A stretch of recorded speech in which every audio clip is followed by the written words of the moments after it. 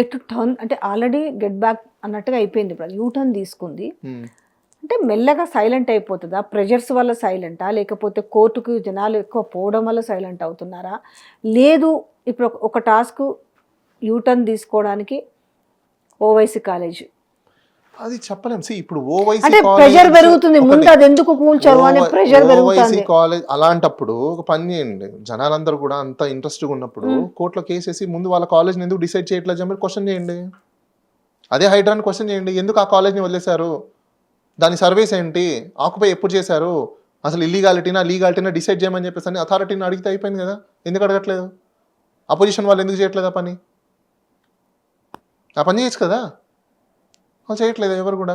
ప్రజలు పక్కన పెట్టండి. అది కూలగొట్టాలి అనేసి బీజేపీ నుంచి రఘునందన్ రావు కావచ్చు, లేకపోతే రాజా సింగ్ మాట్లాడుతున్నారు, కానీ లీగాలిటీ పరంగా ఎందుకు పోవట్లేదు అనేది కదా మీరు అంటుంది. ఇప్పుడు మాట్లాడడం చాలా సింపుల్ అండి, ఓవర్ ద ఫ్లో మాట్లాడతారు. ఆ ఓవర్ ద ఫ్లో మాట్లాడిందంతా లాకు బైండ్ అవ్వ కాదు కదా. వాళ్ళు లీగల్గా యాక్షన్ తీసుకుంటే అది బైండింగ్ ఓవర్ అవుతుంది. వాళ్ళు ఎందుకు తీసుకోరు? ఒకసారి బుక్ అయిపోయారు అనుకోండి కోర్టుకి వెళ్ళేసి, దాన్ని వెనక్కి తీసుకోవాలంటే కష్టం కదా. వాళ్ళకి అక్కడి నుంచి ముట్టలు రావు కదా, బ్రీఫ్ కేసులు రావు, మూటలు రావు, చెప్పడం చెప్తారు, బెదిరిస్తారు. ఇప్పుడు మీరు లీగాలిటీస్ ఉంటే అని మాట్లాడుతున్నారు, చెరువులు కబ్జా చేసిన తర్వాత చెరువుల మొత్తం చెరువులోనే కడితే ఇంకా లీగాలిటీస్ ఏముంటాయి చెప్పండి.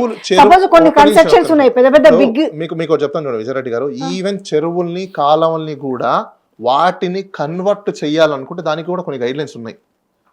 ఆ చెరువులు అన్యూస్ ఉండి ఆ చెరువులు ఇంకా యూజ్ లేదు, దానికి కనెక్టివిటీ లేదు, దానికి వాటర్ రావు, ఇట్లా కొన్ని కండిషన్స్ చాలా ఉన్నాయి. ఇవన్నీ ఉంటే డెఫినెట్గా మీరు వాటి మీద వాటిని కన్వర్షన్ చేయొచ్చు. ఇప్పుడు రామోజీ ఫిలిం సిటీ ఉంది, అది రామోజీ ఫిలిం సిటీ ఫారెస్ట్ యాక్ట్ని, ఎన్విరాన్మెంట్ యాక్ట్ని, అదేవిధంగా ఇప్పుడు మీరు అన్నట్టు వాటర్ బాడీస్ యాక్ట్ని సంబంధించింది, సెంట్రల్ వాటర్ బాడీ కమిషన్ సంబంధించిన, ఇప్పుడు వాటిని అన్నిటిని వైలేట్ చేస్తూ ఇచ్చారు. మరి దాని మీద ఎందుకు యాక్షన్ తీసుకోలేదు ఇప్పుడు దాకా? అది మొత్తం కొండలను ఆక్యుపై చేసుకున్నారు. ఎవరు ఇచ్చారు పవర్? ఫారెస్ట్ కి సంబంధించిన ఆ ల్యాండ్ అని మొత్తం గవర్నమెంట్ ఏ విధంగా ఇచ్చింది? ఫస్ట్ ఆ జీవోని ఎందుకు ఛాలెంజ్ చేయట్లేదు చెప్పండి? అంత ప్రభుత్వ భూమి, ప్రకృతికి సంబంధించిన ఆస్తి ఏ విధంగా వాళ్ళకి అంటబెట్టారు? అక్కడ మొత్తం స్ట్రక్చర్స్ అన్ని లేపేశారు, ఇష్టానుసారం స్ట్రక్చర్స్ ఉన్నాయి. ఏ గవర్నమెంట్ వాటికి అప్రూవల్ ఇచ్చింది? ఏ మున్సిపాలిటీ వాళ్ళు వాళ్ళకి పర్మిషన్ ఇచ్చారు? ఆ స్ట్రక్చర్ డిజైన్ ఈ డిజైన్ కి యాజ్ ఇట్ ఈస్ గా ఉందని చెప్పేసి అని ఎవరు ఇచ్చారు అప్రూవల్? దాని మీద ఎందుకు ఇప్పుడు దాకా దాన్ని ఇప్పుడు దాకా ఎందుకు ఛాలెంజ్ చేయలేదు? మరి ఎవరు చేస్తలేరు? వై? ద బిగ్గెస్ట్ పర్సన్ కాబట్టి.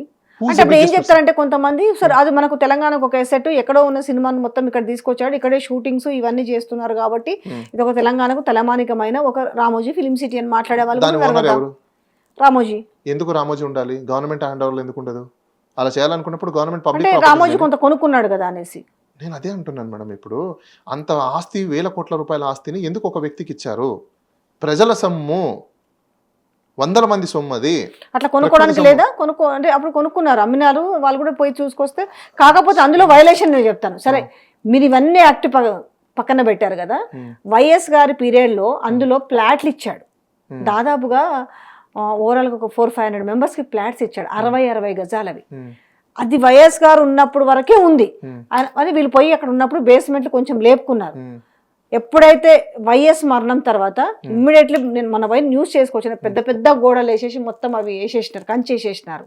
దాని గురించి వాళ్ళు ఏళ్ళ తరబడి పోరాటం చేస్తున్నారు, గేట్లు పెట్టి రాణిస్తలేరు. వాళ్ళ ఆ కాగితాలు పట్టుకొని మాత్రమే ఉన్నారు. వాళ్ళని పట్టుకురండి, వాళ్ళని తీసుకురండి, న్యాయం మీరు చేయండి, మనం చేద్దాం న్యాయం, వాళ్ళకి తీసుకురండి అట్లాంటి వాళ్ళని. కానీ వాళ్ళు రానివ్వట్లేదు కదా.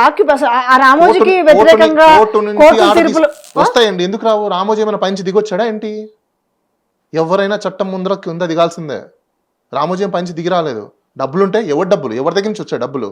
ప్రజల మీద నువ్వు వ్యాపారం చేస్తే, ప్రజలు కాంట్రిబ్యూట్ చేస్తే, దాంట్లో ఎంప్లాయీస్ అందరు పని చేస్తే, దాంట్లో అందరూ నిన్ను సపోర్ట్ చేస్తే వచ్చాయి నీకు ఈ కోట్ల రూపాయలు ఆస్తి.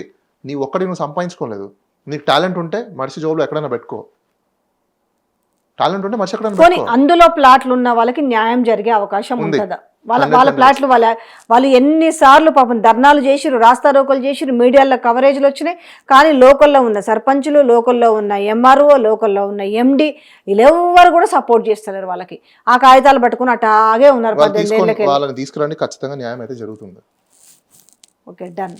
వాళ్ళని తీసుకురండి, ఎంతమంది ఉన్నారో ఎంతమందికి ఇచ్చారు అక్కడ భూమి, 500 500 మందిని members. తీసుకురండి, ఖచ్చితంగా న్యాయం అయితే జరుగుతుంది, నో డౌట్ అందులో. ఎందుకంటే ఒకసారి గవర్నమెంట్ వాళ్ళకి ఉండడానికి భూమి ఇచ్చిన తర్వాత గవర్నమెంట్ రిజంప్షన్ చేసుకోవాలంటే వాళ్ళకి కంపెన్సేషన్ పే చేయాలి. రిజంప్షన్ ఎందుకు చేసుకుంటున్నారో రీజన్ చెప్పాలి. ఉత్తిపిల్లని కూరికి అలా తీసేసుకోవడానికి లేదు. అసైన్డ్ భూమి ఇచ్చిన, అసైన్డ్ ల్యాండ్లో కన్స్ట్రక్షన్స్ చేసుకున్న, ఇప్పుడు రోడ్లు తీస్తుంటారు, లేకపోతే ఏదైనా చెరువులు చేస్తుంటారు, లేకపోతే నాలాలు తీస్తుంటారు, అసైన్డ్ భూములు ఉంటే అక్కడ వాళ్ళ కంపెన్సేషన్ పే చేస్తారుగా రీహాబిలిటేషన్స్ కింద. ఎందుకు పే చేస్తున్నారు? దేనికోసం పే చేస్తున్నారు? వాళ్ళ జీవనోపాధి పోయింది కాబట్టి, వాళ్ళకు నివసించే ప్లేస్ పోయింది కాబట్టి. దానికే డిపిఎస్పీస్ అంటారు, directive principles of state policies. ఇప్పుడు గవర్నమెంట్ ఇవన్నీ స్కీమ్స్ దేని అండర్లో ఇస్తుంది? ఎడ్యుకేషన్ దేని అండర్లో ఇస్తున్నారు? హెల్త్ దేని అండర్లో ఇస్తున్నారు? కొత్త ఇల్లులు దేని అండర్లో ఇస్తున్నారు? సబ్సిడీలు దేని అండర్లో ఇస్తున్నారు? డిపిఎస్పీలోనే ఇస్తున్నారు. కాన్స్టిట్యూషన్లో డిపిఎస్పీ అనేది ఉంటుంది, directive principles of state policies. State ఏమేమి పనులు చేయాలి, ప్రజల కోసం ఏమేమి సబ్సిడీలు తీసుకురావాలి, ఎటువంటి దాని మీద ఖర్చులు పెట్టాలి, ఏ ఏ పాలసీలు తీసుకురావాలి, ఇవన్నీ ఆల్రెడీ డిఫైన్ కాన్స్టిట్యూషన్లో, రాజ్యాంగంలో ఆల్రెడీ పొందుపరుచుంది. వాళ్ళు ఊరికేమి ఇవ్వట్లేదు ఎవరు కూడా, రండి బాబు రండి రండి రండి అని ఇవ్వట్లా. వాళ్ళకి ఇవ్వాల్సిన హక్కు అది. మీ మీడియా ద్వారా నేను ప్రజలకు హెచ్చరిస్తున్నా, I'm appealing to the people, it is your right. You're not a beggar, you're a owner of that site. Public property అంటే హూ ఇస్ ద పబ్లిక్ అండి? Public is you as a voter. నీ కోసం నీకు లేనప్పుడు it's duty of the government. It's a government duty.